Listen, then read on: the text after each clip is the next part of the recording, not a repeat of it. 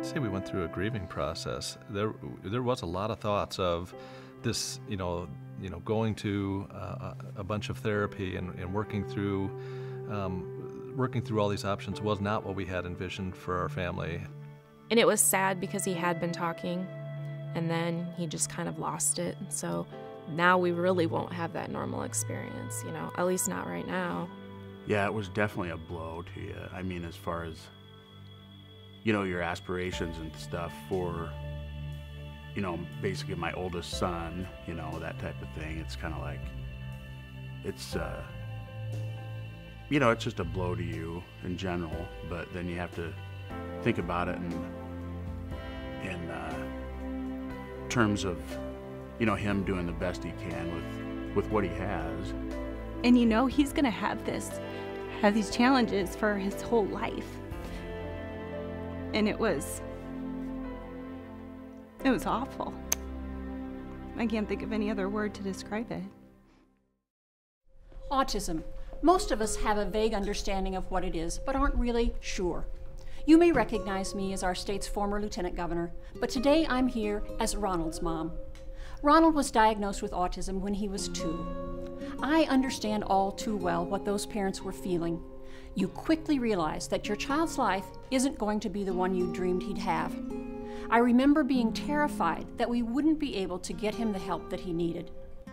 Today, 1 in 110 children will be born with autism. That's a 600% increase over the past 2 decades, and we don't know why. More children will be diagnosed with autism this year than those with childhood cancer, juvenile diabetes, and pediatric AIDS combined. We don't know what causes it, and there's no medical detection or cure. As a parent, when you first hear those words, it's like being hit by a tidal wave. You know you need help, but where do you go? Who do you trust? Fortunately, in Iowa, we have the Homestead. I read through it and I cried. I don't know how long. But then I thought, okay, this is wasting time. I've got it. Just get over it. There's nothing I can do about it. What can I do next? What am I going to do to help him? And that was all part of my grieving process. I just didn't sit on the couch and, I cried for a little while and had several more tears, and of course 10 years later I'm crying still. But you just can't wait. You cannot sit and wallow in your, sadness. With the Homestead, they were like, yep, we see that in lots of other kids, and we'll just work on it. And nothing seemed, odd to them, or they weren't surprised, and they didn't make me feel like I was seeing something that wasn't really there, which is kind of a relief sometimes. I think for me, the biggest thing I say is that I can't worry about my 40-year-old child right now. I have to worry about taking care of my 4-year-old child. And so I just have to take it day by day. I have dreams for Cameron, but they're small dreams. I have dreams that one day he'll speak. I have dreams that he'll play with his big brother.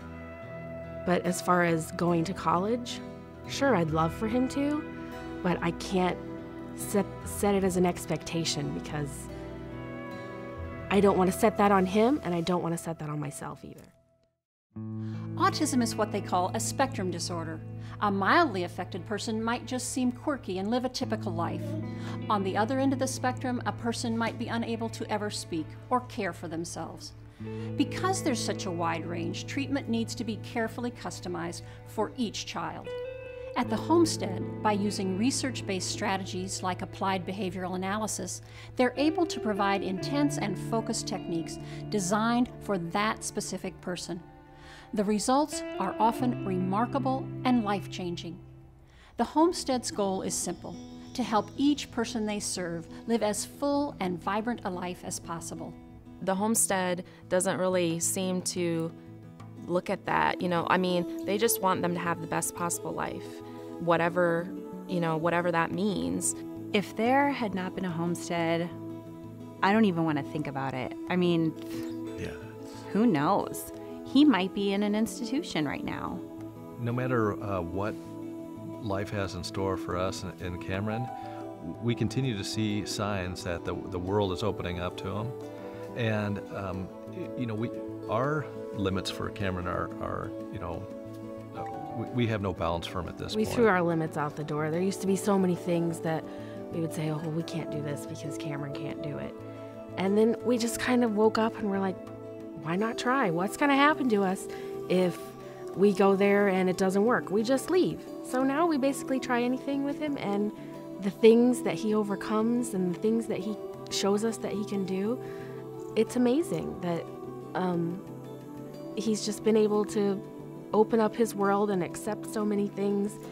And in turn, it's been great for us because we're still able to do all these fun things as a family together. David has a wonderful quality of life. David's allowed to be everything that David can be. Hope. That's what every parent who hears the word autism needs most. They need to know someone's out there to help them and that there is hope. Yes, the diagnosis often means you have to redefine the dreams you have for your son or daughter. But with the Homestead's help, some dreams can still come true, and new dreams will be born. It's important that every family in Iowa has access to the Homestead's expertise, compassion, and incredible therapies, and that's where you can help. We want to bring the Homestead here to your community. To make that happen, we need your support. It's that simple. We know we can make a difference, and we know that you can too.